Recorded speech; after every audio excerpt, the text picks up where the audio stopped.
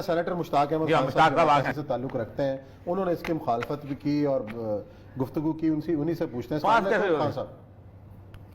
جی السلام علیکم ورحمۃ اللہ۔ اچھا میں ایک صرف یہ بتائیے گا کہ سینٹ میں تو پی ٹی آئی کی جو اقلیت ہے، اس کا مطلب ساری پارٹیاں متفق ہو گئی تھی اس بل کے اوپر، اس گھر اجاڑے بل کے اوپر۔ ہاں جی سب سے پہلے تو میں آپ لوگوں کا شکریہ ادا کرتا ہوں کہ یہ جو خاندانی نظام کے لیے ایک ٹائم بم سیٹ کیا ہے، اس کو ان نوٹس لیا ہے پوری پاکستانی قوم نے، اور آپ لوگوں نے، آپ لوگوں کی شو نے کم از کم اس اہم جس کا تعلق ہمارے مستقبل سے، ہمارے خاندانوں سے، ہمارے گھروں سے، ہمارے حیا اور غیرت کے کلچر سے ہے، اس کا آپ لوگوں نے نوٹس لیا، تو میں سچی بات یہ ہے کہ آپ لوگوں کا مشکور ہوں۔ شکریہ۔ اب میں آتا ہوں، دیکھیں اس ایشو پہ، یہ جو اس طرح کی قانون سازی ہوتی ہے نا، مجھے حیرت ہوتی ہے کہ پورے سینٹ میں واحد بنتا تھا جس نے اٹھ کر اس کی کلاز بائی کلاز خرابیاں گنوائی اور منت کی کہ بھائی یہ کام نہ کریں، لیکن پیپلز پارٹی، مسلم لیگ اور پی ٹی آئی وہ تینوں ایک تھی اس بل کو پاس کرنے میں۔ وسیع البنیاد حکومت، میری صرف واحد آواز تھی نو کی، ایک بڑی سی نو، سنگل نو، باقی سب اس کے حق میں تھے۔ مجھے تو کل سچی بات ہے، اور یہ سب کل رات میں دکھ کی وجہ سے سو نہیں سکا ہوں کہ کیا ہو رہا ہے۔ آپ نے کلاس 3 کی جس میں ڈیفینیشن لکھا گیا ہے ڈومیسٹک وائلنس کے اس بل کا، وہ تو آپ نے وضاحت کر لی۔ کلاس 3 کی جو بی ہے، اس کے اندر بھی اسی طرح کی ڈیفینیشن جو ہیں وہ، ہاں جی میں دیکھیں، ہاں جی ہاں، جس میں یعنی یہ لکھا گیا ہے کہ تھریٹ آف ڈائیورس، طلاق کا لفظ آپ نے بولا تو یہ ڈومیسٹک وائلنس ہے، اور اگر آپ نے دوسری شادی کی خواہش کا اظہار کیا تو یہ بھی ڈومیسٹک وائلنس۔ ہاں، ریڈیکیول، جھکتے مارنا منع ہے، گھر خبردار جھکتے مار جا کے مارو۔ پھر بات یہ ہے، میں نے جب بات کی، میں نے کہا کہ دیکھیں قرآن پاک نے اس جو ڈومیسٹک وائلنس ہے یا جو انبن ہوتی ہے میاں بیوی کے درمیان، اس کے لیے مدارج گنوائی۔ صحیح، میں نے وہ مدارج کہے، میں نے کہا پہلا درجہ اس میں یہ ہے کہ بھائی میاں بیوی کو سمجھائے، بار بار سمجھائے۔ دوسرا درجہ پھر یہ ہے کہ اس سے بستر علیحدہ کریں، ٹھیک ہے، اس کو کچھ عرصے کے لیے الگ چھوڑ دیں۔ تیسرا درجہ یہ ہے کہ آپ اس کو مار سکتی ہیں، قرآن کے الفاظ یہ ہیں وَضْرِبُوهُنَّ، ہاں، لیکن وہ مار ایسا ہو کہ چہرے پر نہ ہو، نازک حصے پر نہ ہو، نشان بننے والا نہ ہو، اور تعدیباً ہو۔ جی، اور آپ صلی اللہ علیہ وسلم مثال بھی دی ہے کہ مسواک سے مثال بھی دی ہے، مسواک سے، یعنی مسواک یہ ہو۔ چوتھا پھر یہ ہے کہ اگر اس سے بھی نہ ہو تو ایک حکم مرد کے خاندان سے، ایک حکم مرد کے خاندان سے، دونوں حکم بیٹھ کر فیصلہ کریں، ثالث بیٹھ کے، اور ان ثالثوں کے لیے قرآن نے یہ ہدایت کی ہے کہ الصلح خیر، کہ صلح کے اندر خیر ہے اور تم لوگ صلح کی کوشش کرو۔ لیکن سمپل، اس میں تو میاں بیوی کا تو مسئلہ ہی نہیں ہے، اس میں تو بیٹی شامل ہے بھائی، اس میں تو بیٹا شامل ہے بھائی۔ اس میں جو گھر کی تعریف کی گئی ہے، اس میں بیٹا، بیٹی، بہن، بھائی، ماں باپ، اولاد، کام کرنے والے خواتین، رہنے والے رشتہ دار، سب کچھ جو اس پریمیسس کے اندر رہتے ہیں وہ تمام انسان شامل ہیں۔ اچھا، لیکن زیادہ تر چونکہ یہی چیز ہوتی ہیں، پھر میں نے کہا کہ اس پورے بل میں جو اصلاح کا پہلو ہے، ریکنسولیشن کا پہلو، وہ تو سرے سے نظر انداز ہے۔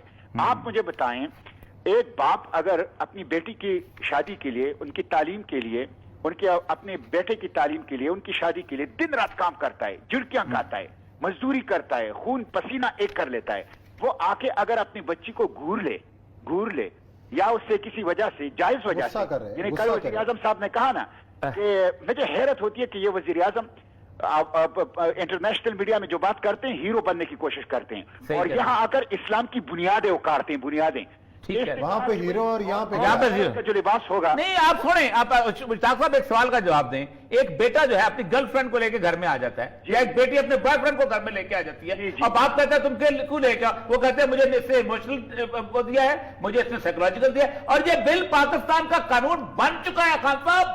ہاں، نہیں، اس میں تو یہ ہوا نا کہ اب یہ سینٹ کے اندر جو ہیں یہ واپس قومی اسمبلی کے اندر جائے گا، واپس قومی اسمبلی سے۔ میں نے ان سے کہا کہ دیکھیں آرٹیکل 35 کانسٹیٹیوشن کا کہتا ہے، اس کے خلاف ہے۔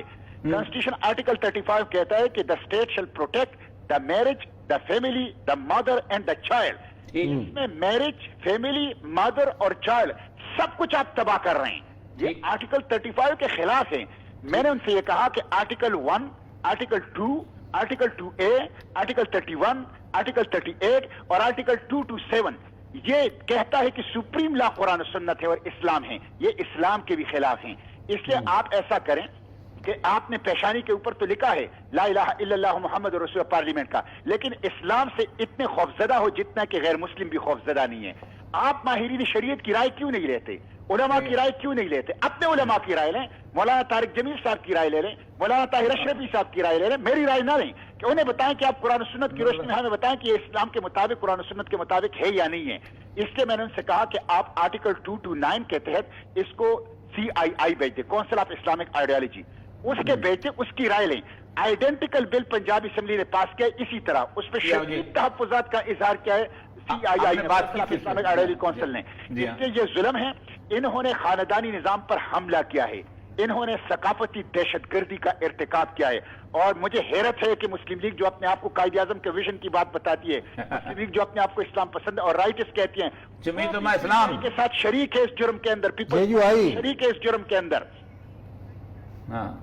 JUI आपके साथ है इस मामले के अंदर? जमीयत उलमा इस्लाम को मैंने रिक्वेस्ट कर ली थी और उन्होंने फिर मेरा साथ दिया, इसमें उन्होंने बात की। अच्छा, उन्होंने साथ दिया आपका? उन्होंने और किस किस पे आपका साथ दिया इस इशू के हवाले से? प्रोफेसर साजिद मीर साहब ने भी साथ दिया और साजिद मीर साहब ने भी साथ दिया, अब्दुल करीम साहब उन्होंने भी साथ दिया। अच्छा, दोनों जमीयत अहले हदीस की भी नुमाइंदगी हो गई, तो क्या आपने इसके हवाले से मुस्लिम लीग नून के जोमा से बात की, दीगर सेनेटर्स से बात की, उनको बताया कि ये क्या होने जा रहा है, तो उन्होंने आगे क्या रिएक्शन दिया? मैंने तो पूरे पार्लियामेंट को मुखातिब किया, कि खुदा के लिए इस तरह की कानून साजी न करें। अच्छा ये बताएं मुशाफत सबसे इम्पोर्टेंट चीज ये बात है कि ये इतनी जल्दी में कैसे पास हो गया ये सेनेट के अंदर, ये बजट के दौरान? ये देखें ओरिया साहब, ये एक बहुत बड़ा मिस्ट्री है।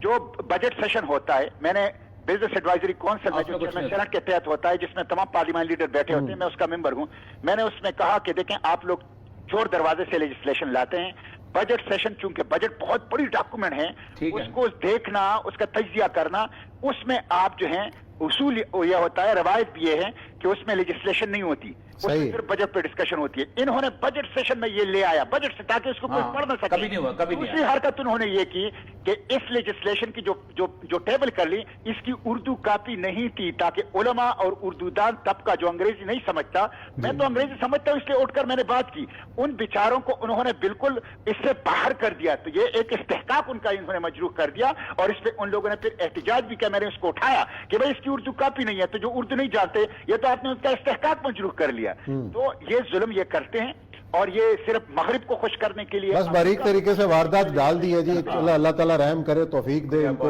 ऐसे काम ना करें। आपका बहुत बहुत शुक्रिया।